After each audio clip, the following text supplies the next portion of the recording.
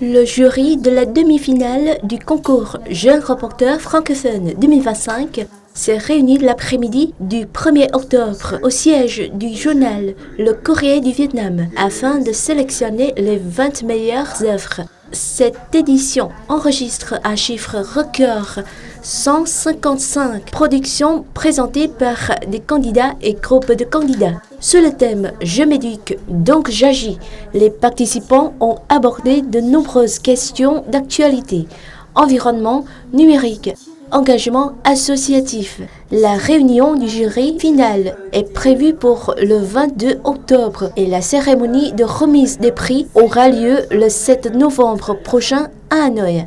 Il s'agit de la 10e année consécutive que le Courrier du Vietnam, en collaboration avec l'Organisation internationale de la francophonie, organise ce concours. Alors, Expertise France et pour moi, la mission d'Expertise France. Expertise France a célébré son 10e anniversaire au Vietnam le 1er octobre, couronnant une décennie riche en activités et en projets de coopération. En marge de la cérémonie, une conférence de presse a été organisée en présence de Jérémy Pellet, directeur général d'Expertise France, qui effectuait une visite de 3 jours dans le pays, du 29 septembre au 1er octobre. Durant son séjour, le responsable de cette agence de coopération technique relevant de l'Agence française de développement AFD a eu des séances de travail avec de nombreuses autorités vietnamiennes, notamment au sein des ministères des Finances, de l'Éducation et de la Formation et de l'Agriculture. Ces échanges ont permis de faire le point sur les projets en cours et de préparer les investissements stratégiques du Vietnam pour l'avenir. Alors Expertise France, sous sa forme actuelle à 10 ans, on célèbre les 10 ans de l'agence cette année, mais elle est la fusion d'acteurs qui existaient et faisaient de la coopération technique avant, et notamment au Vietnam, depuis plus de 30 ans, depuis 32 ans exactement. Et donc nous avons cette expérience de 32 ans de coopération dans laquelle on peut d'abord célébrer des succès importants. On a travaillé ensemble sur le portail des services numériques pour l'ensemble des Vietnamiens. On a travaillé sur la santé, on a travaillé sur la valorisation de l'héritage patrimonial. Et ces succès, on les doit aussi à la capacité très forte du Vietnam d'être au rendez-vous de ses engagements, d'être au rendez-vous de son ambition, d'avoir su générer cette croissance fantastique ces 20 dernières années avec des résultats majeurs en termes de réduction de la pauvreté. Il y a aujourd'hui plus de très grande pauvreté au Vietnam, c'est une réussite incroyable. Et puis de poursuivre cette trajectoire à la fois de croissance, de prospérité, et puis aussi cette croissance bas carbone qui est absolument indispensable pour la survie de la planète. Et c'est notre ambition que de continuer à appuyer le Vietnam dans cette ambition majeure. Expertise France a officiellement intégré le groupe AFD en 2022. Depuis cette intégration, l'agence intervient au Vietnam dans la mise en œuvre de projets régionaux et bilatéraux sur financement de l'Union européenne, du ministère de l'Europe et des Affaires étrangères ou de l'AFD.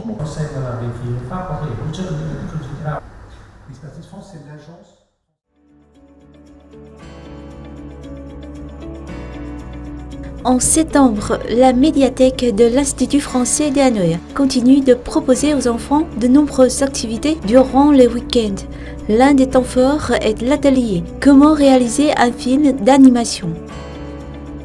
Une occasion unique pour les jeunes participants de découvrir les étapes de création de leur film préféré.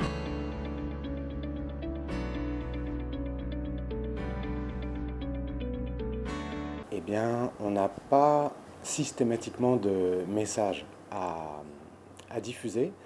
Ici, l'important, c'est d'utiliser quelque chose que les enfants connaissent déjà et aiment beaucoup, comme les dessins animés, et de les amener à la curiosité et à leur faire découvrir un peu comment les choses qu'ils aiment sont conçues, pensées et réalisées. Ou les coulisses, la manière de réaliser les dessins animés, une discussion avec l'animatrice qui pourra répondre aux questions des enfants, et un jeu. Je trouve que faire un film d'animation est passionnant mais aussi difficile, car cela demande beaucoup de minutie. Depuis longtemps, la médiathèque de l'Institut français est un espace culturel familier pour les enfants de 6 à 11 ans. Chaque samedi, elle propose une variété d'activités, lectures, ateliers manuels, jeux, projections et événements thématiques.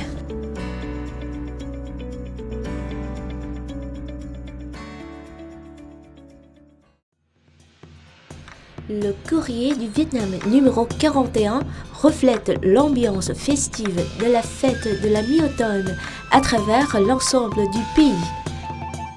À cette occasion, une vaste mobilisation nationale s'organise pour offrir des instants de joie à des milliers d'enfants du nord au sud.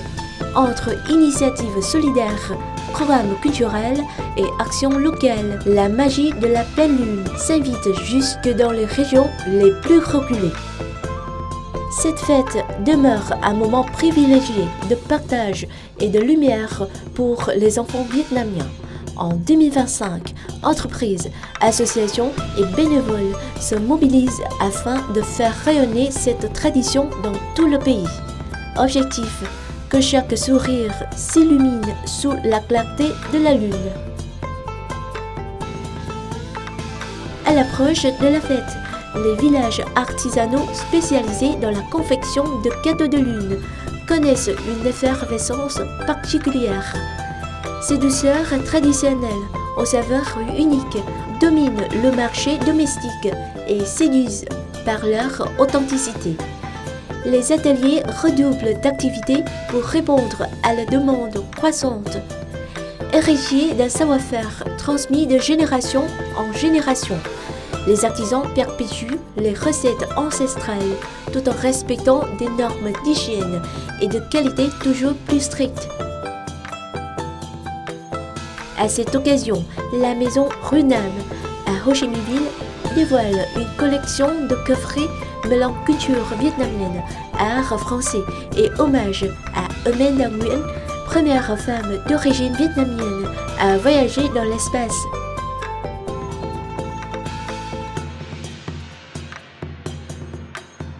Découvrez toutes les facettes de la fête de la mi-automne au Vietnam dans le Courrier du Vietnam numéro 41 ou sur le site lecourrier.vn.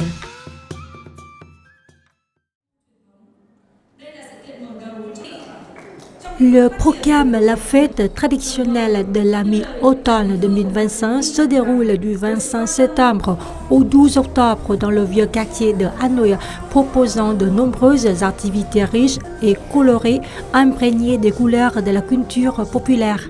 À 22 Hambourg, le comité d'organisation a décoré et aménagé un espace culturel pour présenter des jouets traditionnels et des objets d'art créés à partir de matériaux recyclés afin de stimuler la créativité des enfants.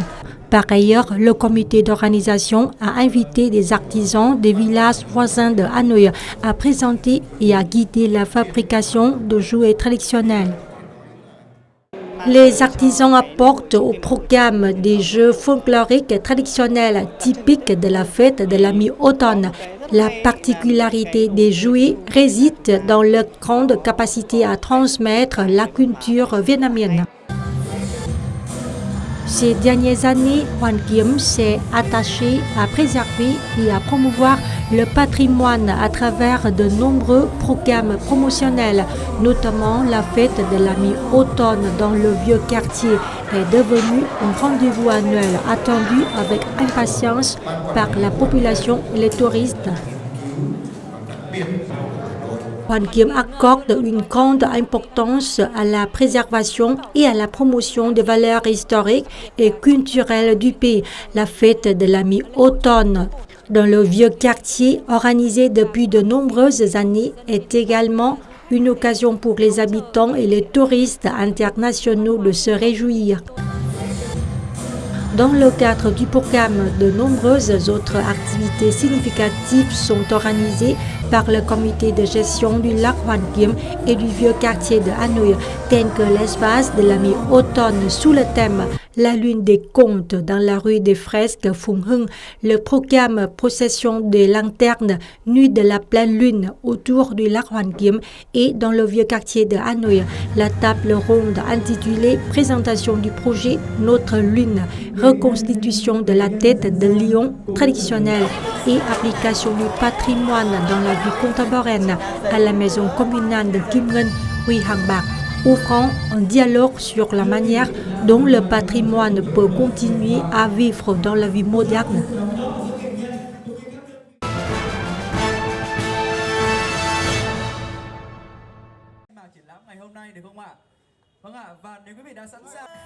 À l'occasion du 71e anniversaire de la journée de libération de la capitale, 10 octobre 1954-2025, du centenaire de la première rentrée de l'École des Beaux-Arts d'Indochine, 22 octobre 1925-2025, aujourd'hui École supérieure des Beaux-Arts du Vietnam, ainsi que du 20e anniversaire de la journée du patrimoine culturel vietnamien, 23 novembre 2005-2025, le comité de gestion du lac Hoàn Kiếm et du vieux quartier de Hanoï, en coordination avec la compagnie par action de conception May Living, organise une grande exposition de beaux-arts intitulée Cuộc sống tươi đẹp, la belle vie. L'événement réunit plus de 60 œuvres constituant autant de précieux témoignages de l'histoire, de la culture et de l'âme nationale. L'exposition rend hommage à la période des beaux-arts de l'Indochine 1925-1945 en présentant des œuvres d'artistes issus de l'École des beaux-arts de l'Indochine, tout en élargissant le panorama aux créations réalisées durant la Résistance 1950-1954 et au-delà. Le public bénéficie ainsi d'une vision complète de l'évolution des beaux-arts vietnamiens modernes.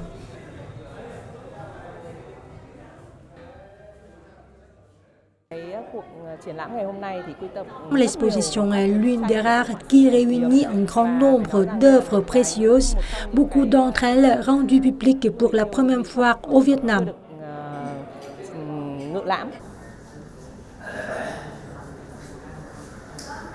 Les visiteurs pourront découvrir des créations de grands noms tels que Nguyễn Văn Chánh, Lê Phổ, Mai Thứ, Vũ Cao Đàm, Trần Quang Trân, Nguyễn Đỗ Cung, Lê Thị Lự, Trần Bình Lộc, Nguyễn Gia Trí, Lương Xuân Nhị, Nguyễn Tiến Trung, Hoàng Tích Chủ, Nguyễn Văn Trường, Nguyễn Sáng, Nguyễn Tư Nghiêm, Bùi Xuân Phái, Văn Giáo, Lưu Công Nhân, Trần Lưu Hậu.